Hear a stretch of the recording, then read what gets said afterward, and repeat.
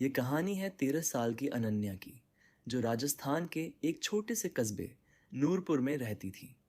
اننیا کے ابو جان ہاشم علی خان ایک سرکاری اسکول میں استاد تھے اور امی جان سلمہ بیگم گھر سنبھالتی تھیں۔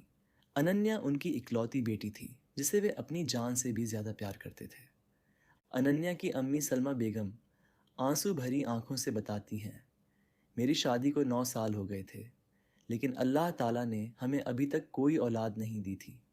ہم دونوں کی بہت خواہش تھی کہ ہمارے گھر میں بچے کی کلکاری گونجے۔ میں روز 5 وقت کی نماز کے بعد اولاد کے لیے دعا مانگتی تھی۔ ہم نے خدا کی عبادت میں کوئی کسر نہیں چھوڑی۔ پھر ایک دن میری سہیلی فریدہ نے مجھ سے کہا کہ قصبے سے باہر پہاڑی پر ایک بزرگ پیر بابا کی درگاہ ہے، وہاں جو بھی سچی نیت سے منت مانگتا ہے اللہ اس کی دعا ضرور قبول کرتا ہے، لیکن وہ جگہ بہت پرانی ہے اور لوگ کہتے ہیں کہ وہاں کچھ عجیب واقعات بھی ہوتے رہتے ہیں۔ ہم دونوں میاں بیوی اس درگاہ پر گئے۔ وہ جگہ سچ میں بہت پرانی اور ویران تھی۔ درگاہ کے پاس ایک بہت پرانا کنواں تھا اور اس کے چاروں طرف پرانے برگد کے پیڑ تھے۔ درگاہ کے خادم بزرگ معین الدین صاحب نے ہمیں دیکھا تو کہا، بیٹا تم یہاں اولاد کی منت مانگنے آئے ہو نا؟ میں حیران ہو گئی کہ انہیں کیسے پتہ چلا۔ انہوں نے مسکراتے ہوئے کہا، اللہ کے ولی کی روح مجھ سے کلام کرتی ہے، تمہاری دعا ضرور قبول ہوگی، لیکن یاد رکھنا جو اولاد تمہیں ملے گی وہ خاص ہوگی، اس کی تقدیر میں کچھ ایسا لکھا ہے جو تم سوچ بھی نہیں سکتے، لیکن گھبرانا مت، اللہ سب خیر کرے گا۔ ہم نے اس وقت زیادہ غور نہیں کیا۔ ہم نے سچے دل سے دعا مانگی اور چادر چڑھائی۔ صبح خدا 1 سال کے اندر اللہ کی رحمت سے میں حاملہ ہوئی اور اننیا پیدا ہوئی۔ وہ اتنی خوبصورت تھی کہ میں اسے دیکھ کر اللہ کا شکر ادا کرتی رہتی تھی۔ اس کی کالی کالی آنکھیں، لمبے سیاہ بال اور چمکتا ہوا چہرہ، سچ میں وہ کسی حور کی طرح لگتی تھی۔ اننیا نورپور کے سرکاری گرلز ہائی اسکول میں 8ویں جماعت میں پڑھتی تھی۔ یہ اسکول کبھی کسی نواب کی حویلی ہوا کرتا تھا۔ آزادی کے بعد اسے اسکول بنا دیا گیا تھا۔ اسکول کے مکھیہ عمارت کے پیچھے ایک پرانی ٹوٹی پھوٹی عمارت تھی جسے برسوں سے بند کر دیا گیا تھا۔ اس عمارت کی دیواروں پر سیلن لگ چکی تھی اور چھت سے جنگلی بیلیں لٹک رہی تھیں۔ قصبے کے بزرگ لوگ کہتے تھے کہ وہ پرانی عمارت کبھی نواب اقبال خان کی نجی محفل تھی جہاں وہ اپنا خزانہ رکھتے تھے، لیکن کہتے ہیں کہ ایک بار نواب نے ایک مظلوم فقیر کو جان سے مار دیا تھا جو ان سے کچھ مدد مانگنے آیا تھا۔ اس فقیر نے مرتے وقت بددعا دے دی تھی کہ اس جگہ پر کبھی بھی چین نہیں رہے گا۔ اس کے بعد سے عجیب و غریب واقعات ہونے لگے۔ لوگوں نے اس عمارت کے اندر سے عجیب آوازیں سنی، کبھی کسی کے رونے کی آواز تو کبھی کسی کے ہنسنے کی۔ ایک بار ایک مالی نے کہا کہ اس نے رات کو وہاں ایک بڑے سانپ کو دیکھا تھا جس کی آنکھیں لال رنگ کی چمک رہی تھیں۔ اسکول کی پرنسپل ساجدہ بانو میڈم نے سبھی لڑکیوں کو سخت ہدایت دی تھی کہ وہ اس پرانی عمارت کے قریب نہ جائیں۔ وہاں کی دیواریں بہت کمزور ہیں اور کسی بھی وقت گر سکتی ہیں، وہ کہا کرتی تھی، لیکن اصل میں خود پرنسپل میڈم بھی اس جگہ سے ڈرتی تھیں۔ اننیا بہت ہی ہوشیار اور دلیر لڑکی تھی۔ اسے نئی چیزیں جاننے اور کھوجنے کا بہت شوق تھا۔ قرآن کی آیتیں وہ دل سے یاد کرتی تھی اور اسکول میں ہمیشہ اول آتی تھی۔ اس کی 2 سب سے قریبی سہیلیاں تھیں، عائشہ اور رقیہ۔ تینوں ساتھ پڑھتی تھیں، ساتھ کھانا کھاتی تھیں اور ایک دوسرے کے گھر بھی جاتی رہتی تھیں۔ جون کا مہینہ تھا اور شدید گرمی پڑ رہی تھی۔ ایک دن دوپہر کو اسکول میں لنچ بریک تھا۔ سبھی لڑکیاں اپنا کھانا کھا رہی تھیں۔ اننیا، عائشہ اور رقیہ پیڑ کی چھاؤں میں بیٹھی تھیں۔ اچانک عائشہ کی نظر اس پرانی عمارت کی طرف گئی۔ دیکھو، اس پرانی عمارت کے دروازے سے کچھ روشنی آ رہی ہے، عائشہ نے کہا۔ کیسی روشنی؟ وہاں تو بجلی بھی نہیں ہے، رقیہ بولی۔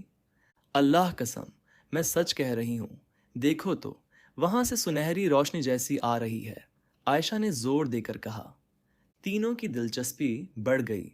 اسکول کی ساری لڑکیاں یا تو میدان میں کھیل رہی تھیں یا کلاس میں بیٹھی تھیں۔ ٹیچرز بھی اسٹاف روم میں تھیں۔ اننیا نے کہا، چلو बस एक बार देख कर आते हैं, ज़रा दूर से ही देख लेते हैं। तीनों धीरे धीरे उस पुरानी इमारत की तरफ बढ़ीं। जैसे जैसे वे करीब आईं, उन्हें एक अजीब सी खुशबू आने लगी, जैसे किसी खास तरह का इत्र हो।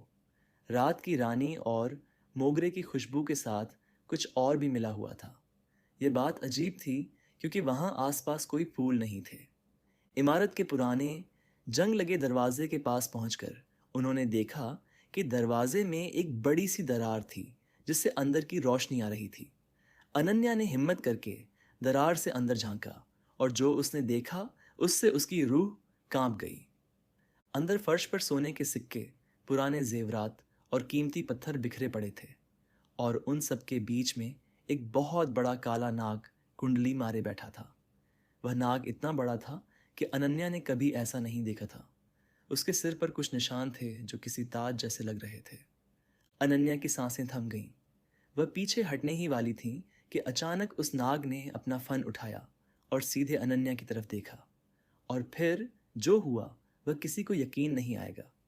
उस नाग की आंखों में एक अजीब सी चमक आई और उसने उसने इंसानी आवाज़ में कहा, डरो मत ए लड़की, मैं तुम्हें कोई नुकसान नहीं पहुंचाऊंगा। अनन्या के पैर जैसे ज़मीन से चिपक गए। आयशा और रुकैया तो डर के मारे वहाँ से भाग गईं, लेकिन अनन्या वहीं खड़ी रह गई। उसकी समझ में नहीं आ रहा था कि यह सच है या कोई ख्वाब। तुम तुम बोल रहे हो या अल्लाह, ये क्या है? अनन्या की आवाज़ कांप रही थी और उसके हाथ पैर पसीने से भीग गए थे। हाँ, मैं बोल सकता हूँ, और मैं कोई साधारण नाग नहीं हूँ। मेरा नाम जावेद था। कभी मैं भी तुम्हारी तरह इंसान हुआ करता था। नाग ने दुख भरी आवाज़ में कहा। अनन्या की हालत ख़राब थी। उसका दिल ज़ोर ज़ोर से धड़क रहा था, लेकिन उसके अंदर की दिलेरी और जिज्ञासा डर से ज़्यादा थी। उसने धीरे से कहा, तुम इंसान थे, फिर ये कैसे हुआ? नाग ने एक लंबी सांस ली और फिर अपनी दास्तान सुनाने लगा। करीब 250 साल पहले मैं इसी कस्बे का शहजादा था। मेरे वालिद नवाब इकबाल खान यहाँ के हाकिम थे और यह हवेली हमारी थी। मैं बहुत अमीर और ताकतवर था। मेरे पास दौलत, शोहरत, सब कुछ था, लेकिन मेरे दिल में गुरूर और तकब्बुर भरा हुआ था। मैं गरीबों को नीची नज़र से देखता था और अपने आप को बहुत बड़ा समझता था। एक दिन रमज़ान का महीना था। मैं अपनी महफिल में बैठा था जब एक बूढ़ा फ़कीर दरवाजे पर आया। उसके कपड़े फटे हुए थे और वह भूख से बिल्कुल कमज़ोर लग रहा था। उसने मुझसे विनती की, शहजादे, मैं 3 दिन से भूखा हूँ। अल्लाह के वास्ते मुझे कुछ खाने को दे दो। मुझे उस वक्त अपनी दौलत पर बहुत घमंड था। मैंने उस फ़कीर का मजाक उड़ाया। मैंने कहा, फ़कीर, तू भीख मांगने आया है। मेरे यहाँ से कोई भी फ़कीर को कुछ नहीं मिलता। जा यहाँ से, वरना मेरे सिपाहियों से पिटवा दूंगा। वह बूढ़ा फ़कीर बहुत दुखी हुआ। उसने मुझे समझाने की कोशिश की, शहजादे, दौलत और ताकत हमेशा नहीं रहती। अल्लाह ने तुम्हें यह सब इसलिए दिया है कि तुम मोहताजों की मदद करो। अगर तुम अपने गुरूर में रहोगे तो अल्लाह का अजाब तुम पर आएगा। मैंने उसकी बात नहीं सुनी और अपने सिपाहियों को हुक्म दिया कि इस फ़कीर को बाहर फेंक दो। सिपाहियों ने उस बुज़ुर्ग फ़कीर के साथ बहुत बुरा सलूक किया। उसे धक्के देकर बाहर फेंक दिया और उस पर लाठियां भी चलाईं। नाग की आवाज़ में इतना दर्द था कि अनन्या की आंखों में आंसू आ गए। नाग ने आगे कहानी जारी रखी। उस फ़कीर ने मरते वक्त मुझे बदुआ दे दी। उसने कहा, जावेद, तूने अपनी इंसानियत खो दी है। तूने एक मजलूम की फरियाद नहीं सुनी। अब तू नाग रूप में रहेगा। तेरी यह सज़ा तब तक रहेगी जब तक कोई पाक दिल और नेक लड़की तुझसे बिना किसी स्वार्थ के मोहब्बत न करे और तुझसे निकाह करने के लिए तैयार न हो, और उस लड़की को तेरी असलियत पता चलने से पहले तुझे कबूल करना होगा। उसी वक्त मेरे सामने एक अजीब धुआं उठा और मैं नाग बन गया। मेरे वालिद, मेरी वालिदा सब हैरान रह गए। उन्होंने बहुत कोशिश की, कई पीर फ़कीरों को बुलाया, लेकिन कोई फ़ायदा नहीं हुआ। धीरे धीरे मेरे घर वाले भी मुझसे दूर हो गए। मैं इसी पुरानी इमारत में रहने लगा। 250 साल हो गए हैं मुझे इस सज़ा को भुगतते हुए। میں ہر روز 5 وقت کی نماز پڑھتا ہوں، قرآن پڑھتا ہوں اور اللہ سے معافی مانگتا ہوں، لیکن اس فقیر کی بددعا تب تک ختم نہیں ہوگی جب تک کوئی پاک دامن لڑکی مجھ سے نکاح کے لیے راضی نہ ہو۔ اننیا پوری داستان سن کر حیران رہ گئی۔ اسے جاوید پر رحم آ گیا۔ وہ سوچنے لگی کہ کسی کو 250 سال تک اتنی سزا بھگتنی پڑے، یہ کتنا دردناک ہوگا۔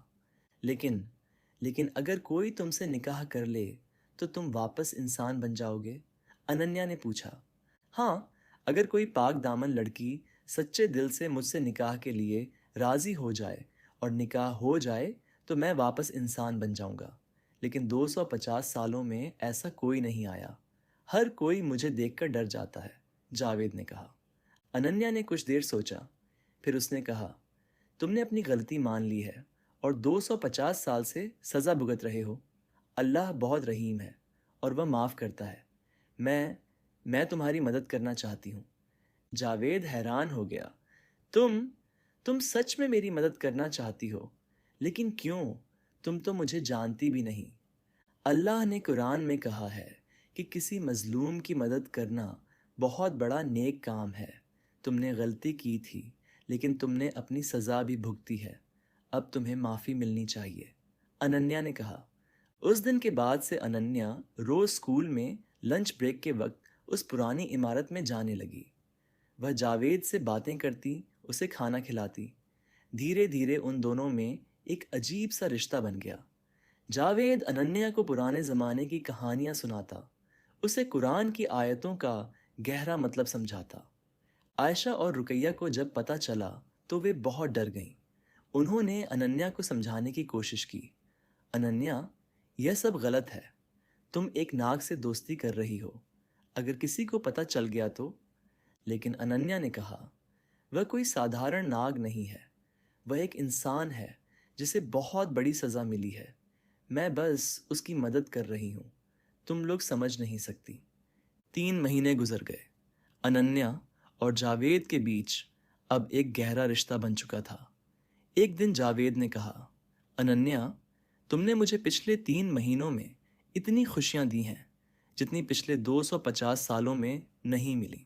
تم سچ میں بہت نیک دل ہو، لیکن میں تمہیں مصیبت میں نہیں ڈالنا چاہتا۔ اگر کسی کو پتہ چل گیا۔ اننیا نے اس کی بات کاٹتے ہوئے کہا، جاوید، میں نے ایک فیصلہ کیا ہے، میں تم سے نکاح کرنے کے لیے تیار ہوں۔ جاوید حیران رہ گیا۔ کیا؟ تم جانتی ہو تم کیا کہہ رہی ہو؟ میں ایک ناگ ہوں۔ نہیں، تم ایک انسان ہو جسے ناگ کا روپ دے دیا گیا ہے، اور میں تمہاری مدد کرنا چاہتی ہوں۔ اگر نکاح سے تمہیں اس سزا سے چھٹکارا مل سکتا ہے تو میں تیار ہوں، اننیا نے دृڑھتا سے کہا۔ لیکن اب سوال یہ تھا کہ اننیا اپنے گھر والوں کو یہ بات کیسے بتائے؟ وہ جانتی تھی کہ یہ بہت مشکل ہوگا۔ اس رات اننیا نے اپنی امی سلمہ بیگم سے کہا، امی، مجھے آپ سے ایک ضروری بات کرنی ہے۔ کیا بات ہے بیٹی؟ سلمہ بیگم نے پوچھا۔ امی، مجھے نکاح کرنا ہے، اننیا نے دھیرے سے کہا۔ سلمہ بیگم حیران رہ گئیں۔ کیا؟ تم تو ابھی صرف 13 سال کی ہو، یہ کیا کہہ رہی ہو؟ امی، پلیز میری بات سنیے، یہ بہت ضروری ہے، میں کسی کی مدد کرنا چاہتی ہوں، اننیا نے آنسو بھری آنکھوں سے کہا۔ اننیا کے ابو ہاشم علی خان بھی وہاں آ گئے۔ انہوں نے سختی سے کہا، اننیا، یہ کیا بکواس ہے؟ تم اب بھی بچی ہو، پڑھائی پر دھیان دو۔ لیکن اننیا نے ہمت کر کے پوری کہانی سنا دی۔ اس نے جاوید کے بارے میں، اس کی سزا کے بارے میں سب کچھ بتا دیا۔ یہ سن کر ہاشم علی خان اور سلمہ بیگم کے ہوش اڑ گئے۔ یا اللہ، تم ایک ناگ سے بات کر رہی ہو اور اس سے نکاح کرنا چاہتی ہو، یہ تو حد ہو گئی، ہاشم صاحب چلائے۔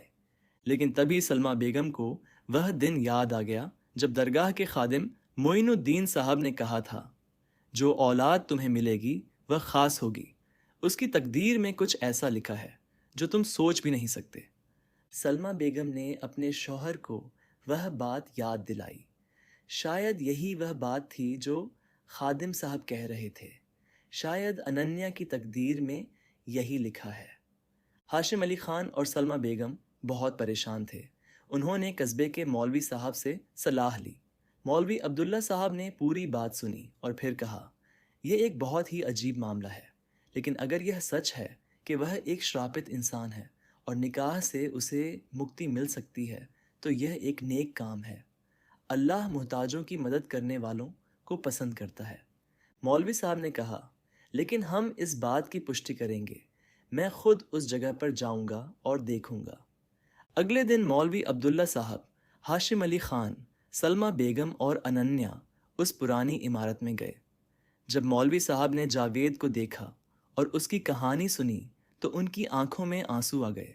سبحان اللہ، یہ تو سچ میں ایک مظلوم روح ہے۔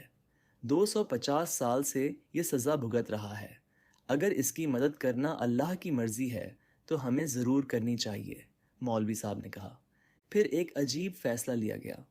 مولوی صاحب نے کہا کہ وہ نکاح پڑھائیں گے، لیکن یہ نکاح ایک خاص نکاح ہوگا، صرف جاوید کو اس کی سزا سے مکت کرنے کے لیے۔ اسی رات چاند کی روشنی میں اس پرانی عمارت میں مولوی عبداللہ صاحب نے نکاح پڑھایا۔ اننیا نے قرآن پر ہاتھ رکھ کر کہا، قبول ہے، قبول ہے، قبول ہے۔ اور جب جاوید نے بھی کہا قبول ہے تو اچانک ایک تیز روشنی پھیل گئی۔ اس روشنی میں سب کچھ دکھنا بند ہو گیا۔ جب روشنی کم ہوئی تو وہاں ناگ نہیں تھا، وہاں ایک خوبصورت نوجوان کھڑا تھا۔ اس کی عمر قریب 25 سے 26 سال کی لگ رہی تھی۔ اس کے کپڑے پرانے زمانے کے شاہی کپڑے تھے اور اس کا چہرہ بہت خوبصورت تھا۔ میں واپس انسان بن گیا، یا اللہ شکر ہے تیرا، جاوید نے اپنے ہاتھوں کو دیکھتے ہوئے کہا۔ اس کی آنکھوں سے خوشی کے آنسو بہہ رہے تھے۔ سب لوگ حیران تھے۔ جاوید نے اننیا کے پیروں میں گر کر کہا، تم نے مجھے 250 سال کی سزا سے آزاد کیا۔ تم سچ میں ایک فرشتہ ہو۔ اللہ تمہیں ہمیشہ خوش رکھے۔ جاوید جب انسان بن گیا تو سب کچھ بدل گیا۔ اس پرانی عمارت کا جو خزانہ تھا وہ سب جاوید کا تھا۔ اللہ کی کرامات سے جاوید کو سب کچھ واپس مل گیا، لیکن اب جاوید ایک بدلا ہوا انسان تھا۔ اس نے اپنی ساری دولت سے ایک بڑا اسپتال بنوایا جہاں غریبوں کا مفت علاج ہوتا تھا۔ اس نے ایک مدرسہ بھی بنوایا جہاں غریب بچے مفت میں پڑھ سکتے تھے۔ اننیا کی عمر ابھی صرف 13 سال تھی، اس لیے اصلی نکاح کی رسم 5 سال بعد ہوئی جب وہ 18 سال کی ہو گئی۔ تب تک جاوید نے اپنی زندگی کو پوری طرح سے بدل دیا تھا۔ وہ ایک نیک اور دانشیل انسان بن گیا تھا۔ جب اننیا 18 سال کی ہوئی تب اس کی اور جاوید کی شادی دھوم دھام سے ہوئی۔ پورے قصبے میں یہ بات مشہور ہو گئی تھی کہ کیسے ایک نیک دل لڑکی نے ایک مظلوم روح کو 250 سال کی سزا سے آزاد کیا۔ اننیا کی امی سلمہ بیگم کہتی ہیں، اللہ نے میری بیٹی کو خاص بنایا تھا۔ اس دن درگاہ کے خادم صاحب نے صحیح کہا تھا کہ اس کی تقدیر میں کچھ خاص لکھا ہے۔ میری بیٹی نے نہ صرف ایک مظلوم روح کو آزاد کیا بلکہ ہمیں یہ سکھایا کہ رحم اور محبت سے کوئی بھی مشکل آسان ہو سکتی ہے۔ آج اننیا اور جاوید کی 3 اولادیں ہیں۔ وہ بہت خوشحال زندگی جی رہے ہیں۔ جاوید نے اپنے پرانے غرور کو پوری طرح چھوڑ دیا ہے اور اب وہ غریبوں اور محتاجوں کی مدد کرنے میں اپنی زندگی گزارتا ہے۔ یہ کہانی ہمیں یہ سکھاتی ہے کہ 1. غرور اور تکبر انسان کو تباہ کر دیتا ہے۔ دوسرے، نیکی اور رحم دل ہونا بہت بڑی بات ہے۔ 3. اللہ معاف کرنے والا ہے اگر سچی توبہ ہو۔ 4. کسی مظلوم کی مدد کرنا بہت بڑا ثواب ہے۔ اننیا کی امی کہتی ہیں، میری بیٹی کو اس کہانی سے یہ معلوم ہوا کہ زندگی میں صرف ڈگری اور دولت ہی سب کچھ نہیں ہے۔ اصلی کامیابی انسانیت اور نیکی میں ہے، اور سب سے بڑی بات، اللہ ہر کسی کو معاف کر سکتا ہے اگر سچی توبہ ہو۔ آج بھی اس پرانی عمارت کو جاوید نے ایک خوبصورت مسجد میں بدل دیا ہے جہاں لوگ عبادت کرتے ہیں، اور وہاں ایک تختی لگی ہے جس پر لکھا ہے، یہ مسجد ایک مظلوم روح کی آزادی کی نشانی ہے۔ یہاں آ کر یاد رکھو کہ اللہ معاف کرنے والا ہے اور رحم کرنے والوں کو پسند کرتا ہے۔ امید ہے یہ کہانی آپ کو پسند آئی ہوگی۔